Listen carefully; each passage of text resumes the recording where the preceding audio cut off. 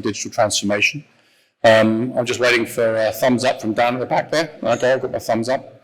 So again, what is digital transformation?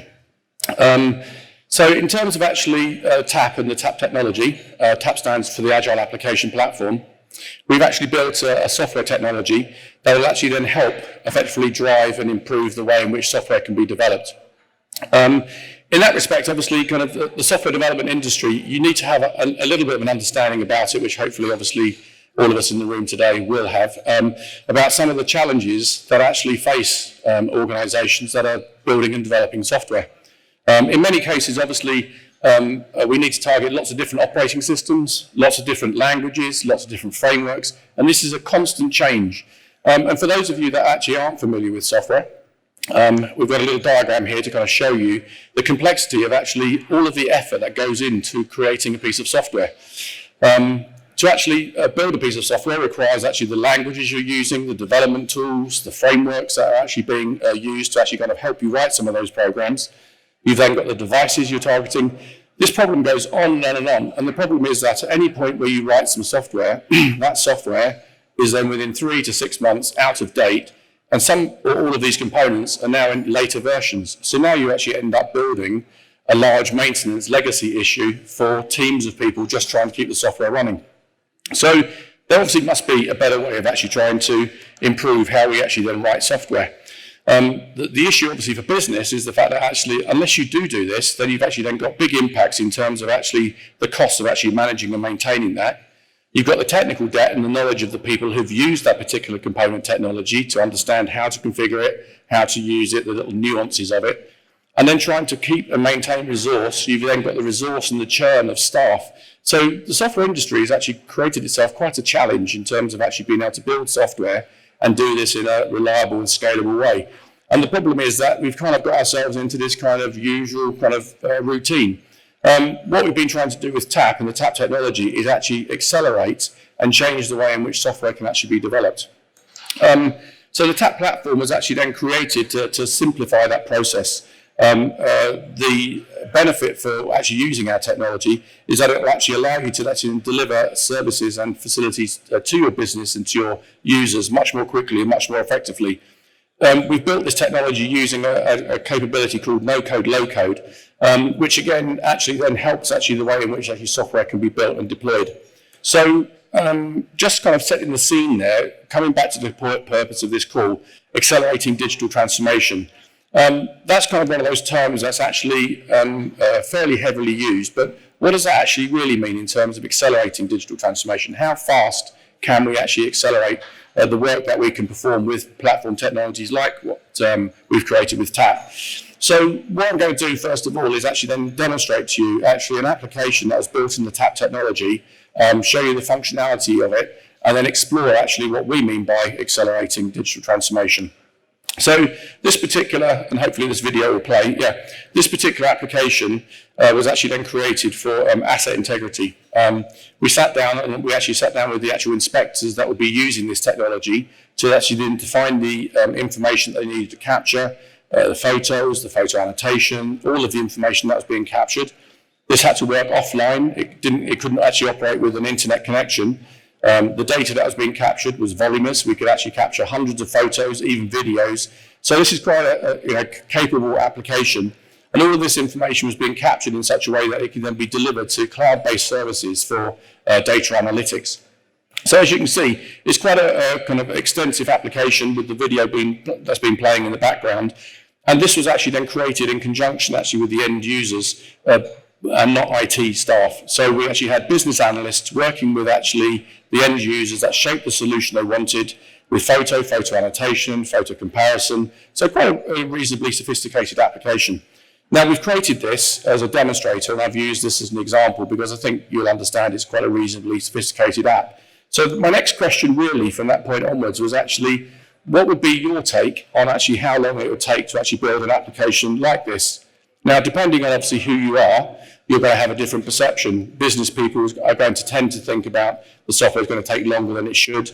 IT people will obviously have a better, more educated view. Those that have actually then looked at no-code, low-code technologies might actually then have a better idea of how quickly this can be. So we've talked about, obviously, I put in the 3.5 to 4 years for those cynics, but in reality, an application like the one I've shown you could typically be developed maybe in 3 to 4 months. And most people that have come around to the stand that we have here have actually expressed 3 to 4 months, IT developers 3 to 4 weeks with modern technologies.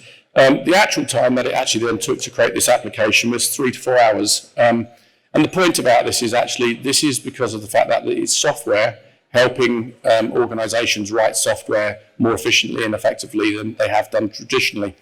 This has been built by people who are not programmers, so it then means that actually you can actually then have more people actually working with more people within inside your organization that actually understand the requirements for what they actually need as a solution.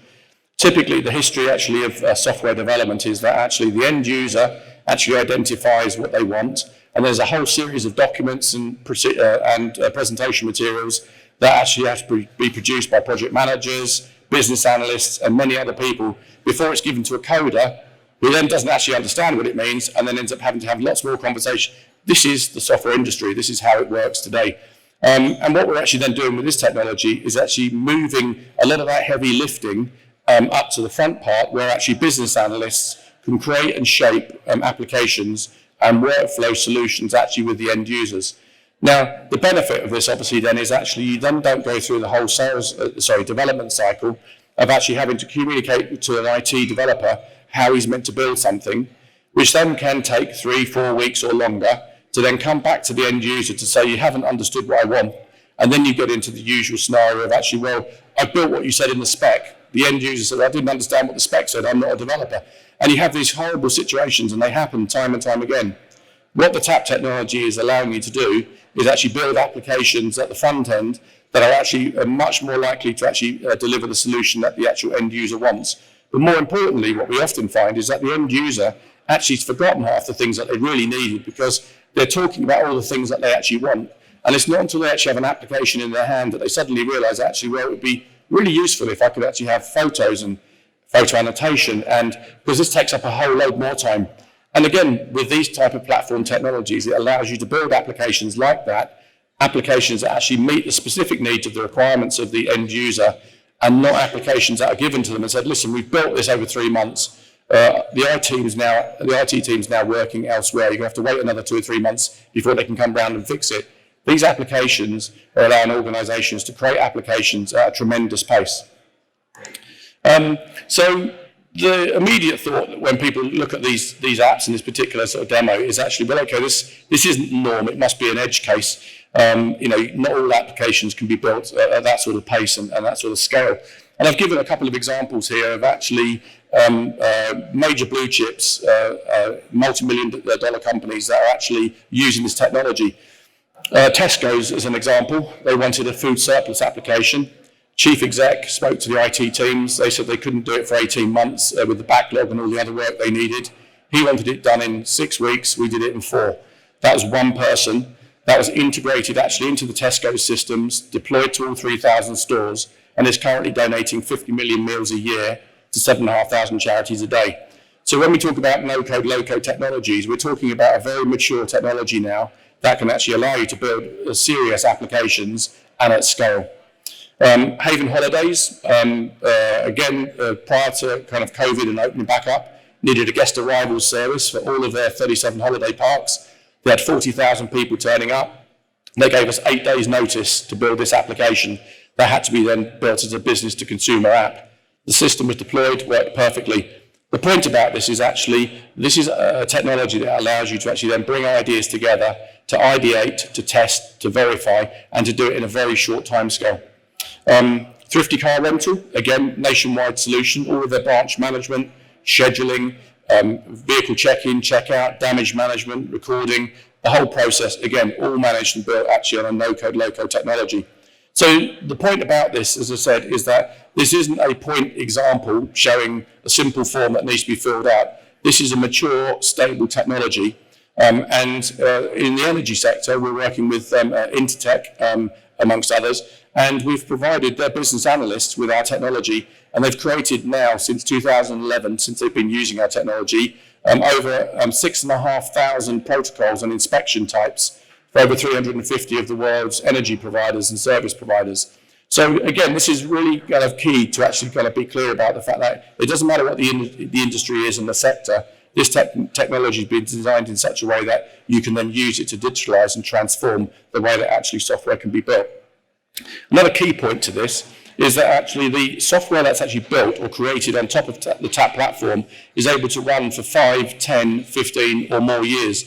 The architecture of the way that these new modern no-code, low-code technologies work means that actually you're not then changing at the frequency of the underlying technology and the whims of the IT person that needs to keep track of it. You're creating a much higher level of abstraction, which actually then means that business can focus on being agile and reactive to end user requirements, as opposed to actually then having to maintain and try and retain its IT teams to ensure they can just tread water and keep the software working the way that it has done previously. So this is, again, another really important part of no-code, low-code. It's eliminating legacy cost and maintenance, reducing technical debt, and giving you a high degree of agility. When we then start talking about what else you can do with this technology, this particular demo is an example of actually collaborative applications that actually have come to life as a result of the demand from our customers following COVID. So in this particular case, I'm sure it was true for all of us, we got to the point where obviously COVID landed. Next minute we were on Zoom or Teams making phone calls and also conference calls to actually then engage. What's happened is that actually now we've come out the other side of COVID, we're now into a situation where actually organisations are wanting to embrace video and collaborative applications as part of their standard processes.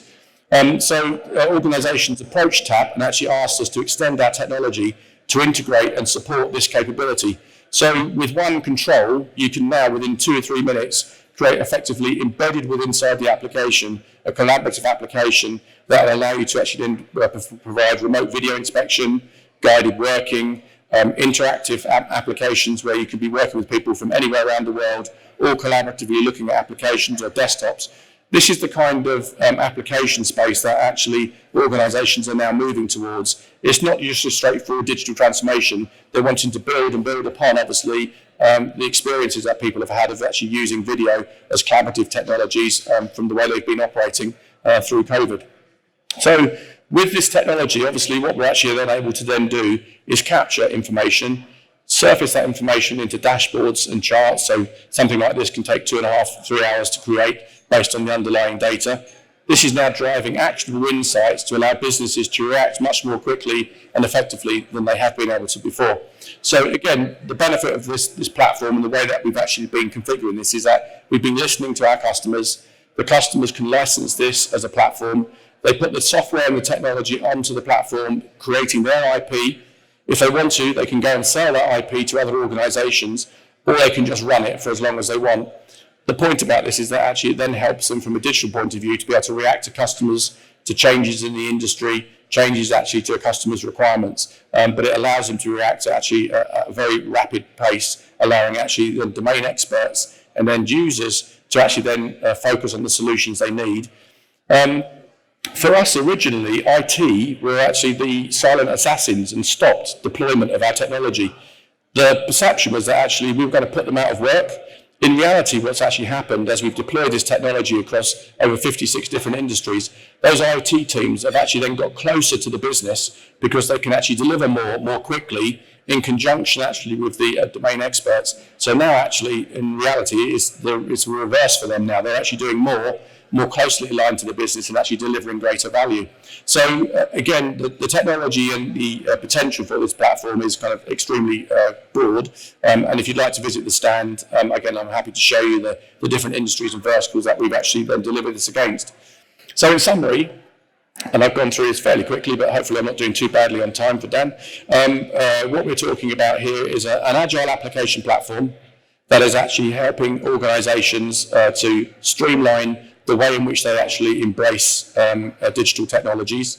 This technology is being deployed into the NHS for vaccine management, for bed and bed discharge, police for actually vehicles inspection. So every kind of industry and sector that you could imagine is actually leveraging this technology to get a commercial benefit and advantage. It allows you to use your IT and your resource more effectively, It allows you to break into more markets. It allows you to become incredibly efficient. So many organisations that we work with are still manipulating Excel, even paper, and actually using email as well, also as a huge business tool for actually process and process management. All of that can be digitised with a platform like the TAAP technology. So in conclusion, hopefully you found this of interest, and I'd welcome anyone to come along to the stand if you have any questions. Thank you, everyone.